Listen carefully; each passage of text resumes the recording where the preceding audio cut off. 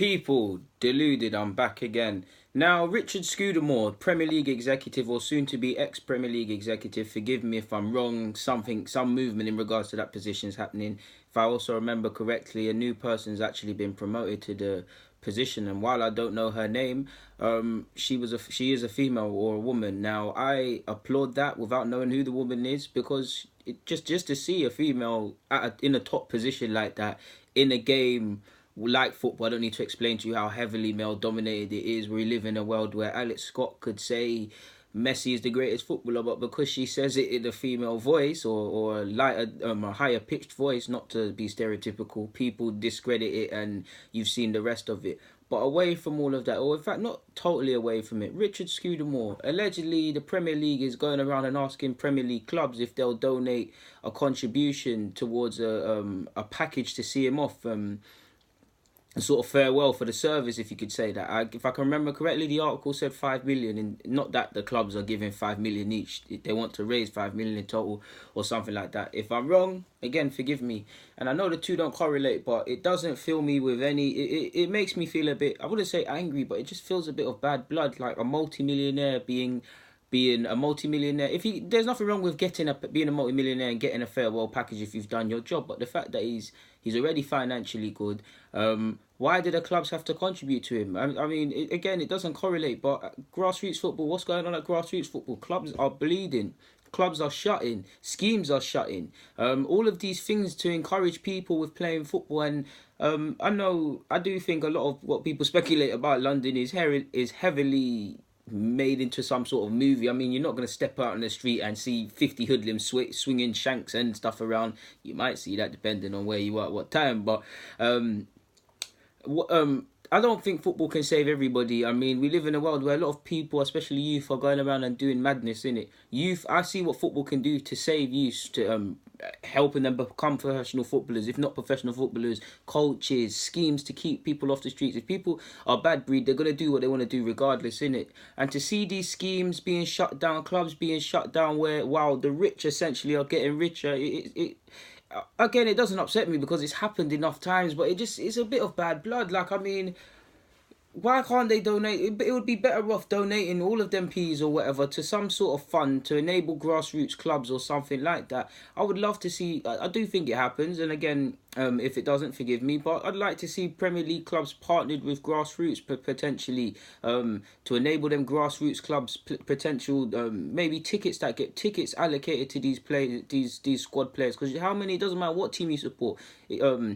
Arsenal, of course, a song and dance is made out of how we'll still announce 50-odd thousand regardless of if there's one person in the stadium. There's empty seats. Wembley, there's definitely empty seats. United, there's definitely empty seats. Manchester City, there's definitely empty seats. People all over England, kids or whatever, or people from marginalised groups can go and see the beautiful game, because that's what it's about. At the end of the day, it's these fans that spend their money, and rich, but these fans spend their hard-earned money, which they know they shouldn't, to watch teams. It's these players that were once upon a time, on council estates and things like that, and it really fills me. It upsets me, man. If it doesn't upset me in the sense that it's the end of the world, but it's just how, like, talk about priorities, people. Like, what kind of priorities are these? It's ridiculous, but it is what it is on that front, man. I just felt, there's no need for me to even make this vid. I just thought, like, what the hell? Like, seriously, something needs to be done, man. I mean, the only time people want to actually pay attention to non-league or grassroots is when you're seeing a mad story like a player that could potentially be like Jamie Vardy from non-league to the Premier League, or the odd FA Cup round when it's on BBC and you get to see all the stuff, or like when it's a madness like Sutton versus Arsenal, where you can see the massive contrast between the playing standards and all of the rest of it. It's sad, and one day, I don't think it's going to happen soon, but one day there's going to be no grassroots. You already see it nowadays. There's plenty of kids in academies that are now scholars that never played for a grassroots side. They never played with their friends on a Sunday, way before they looked of, obviously as a kid you always want to become a footballer, but way before the actual brain spark to say I want to be a professional footballer, and when football was just something you did with your friends and your mates, and when there was no real referee and things like that, playing in the cage, and then you join a team, and we all know, I don't know about you lot, but my first team, it doesn't matter what injury you had, water and Vaseline was there to fix it all, and I'm sure you've all had the similar things. It's nice that players can go straight from that, can air that, sorry, and go straight into academy football, but because of the way it's going, that's going to become the norm, people. I honestly think in the next 10 to 20 years, potentially, you're not going to see the iconic, it's already dying, but scouts historically going Hackney Marshes or Wanstead Flats or Camden Road or Boardwalk Farm, or Ryan FC tournaments, or just about anywhere in London or South London, or anywhere you could potentially play football, or there's a football team or a reputable football team that's allowed a lot of people. Man United, again, I've never been to Manchester, but Moss Side and what that up them sides, Moss Side FC or whatever, Lingard, Rashford, maybe Ravel Morrison, and a lot of players came through that. I honestly think grassroots is gonna die. Like, it's gonna become a thing where there would, again, it's a catch-22, but it's just going to be a thing where there's going to be some training sessions for kids that show some sort. It already happens, people, but I'm saying this will become the standard rather than the exception. Talented wonder kids or kids that show some ability, they're going to get into academies, which happens, and they're not enjoying football. They coach to play a certain way. If they don't, they're out. And to be fair, you need give or take, because if you're in a club, if I'm a coach or a scout and I bring a player in, you need him to bend to your sort of football, but you also need him to be himself and be the reason he got picked up in the first place.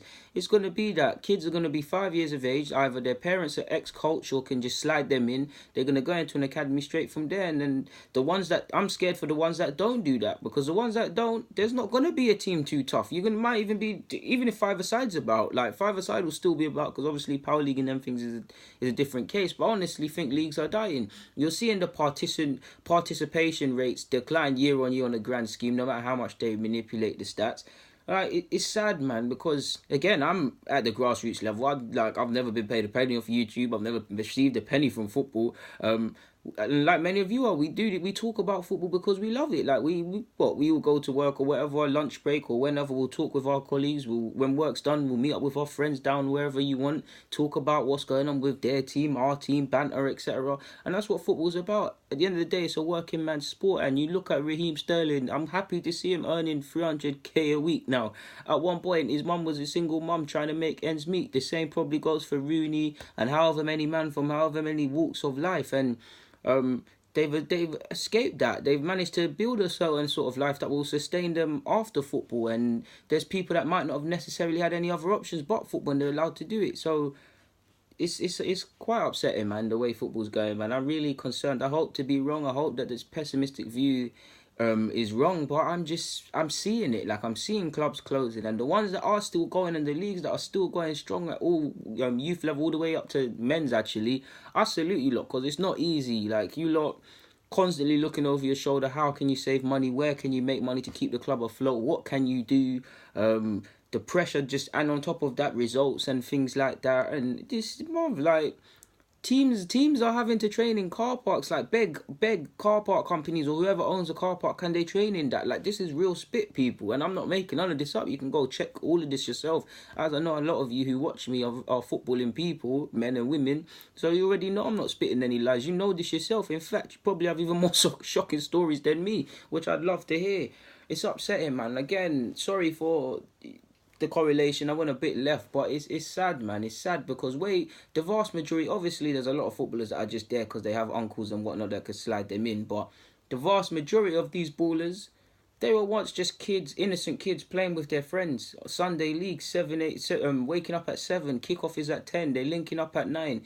As soon as you hit that field, you can smell, it's sad to say, but you can smell parents smoking cigarettes, you can smell the dog poo on the field. It's cold. Like I said, you can smell the, what's that thing? What's that heat thing people spray? You can smell that. Vaseline, oranges and Jaffa cakes at half time. Like, all these little things. Like, it's sad, but this is what football is about. Like, football, that is what football is about. Like, my happiest memory in football, people, is actually when we won 17-0. When I can't even remember, man. I need to ask my boy S, how old was we?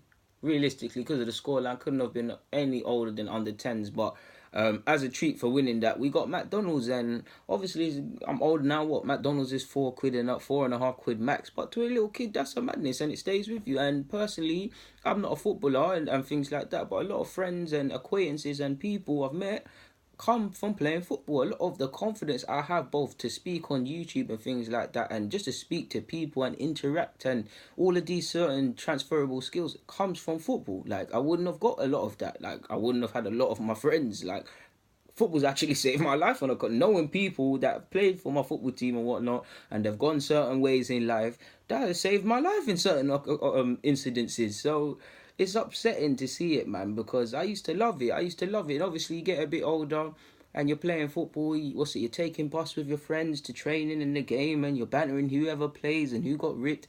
This is gonna be a thing of the past soon, people, and it's sad, man. It's sad. It's sad. Like it's sad because kids already don't play out more than my generation was probably the last for it to happen. People like I'm 23. What I was quite lucky because I missed the social media in the sense that went through it as a teen sort of person. Like a 12, 13 onwards was when MySpace, Bebo, Facebook, and now you're seeing with the Snapchat. So I was playing outside and things like that. I actually remember not that the first time I really deeped using a computer, people. I remember it's 2006. That's when obviously you used to use computers at school and stuff like that. But that's the first time I really used to go on my computer at home, type in stuff, because I used to go on Sky Sports and look at. I remember I looked at Dirk Kuyt. He was linked with Arsenal once upon a time, and so was Miroslav Klose. So I wasn't really with that. So I was knocking for my friends and things like that. But nowadays you don't see that.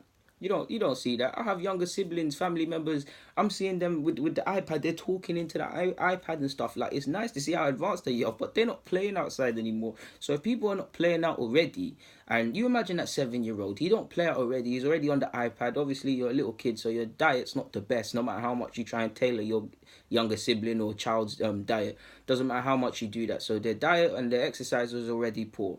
The team thing, like I said, is going to be dying out. There's going to be no teams to join. So he's got that. He's not got that.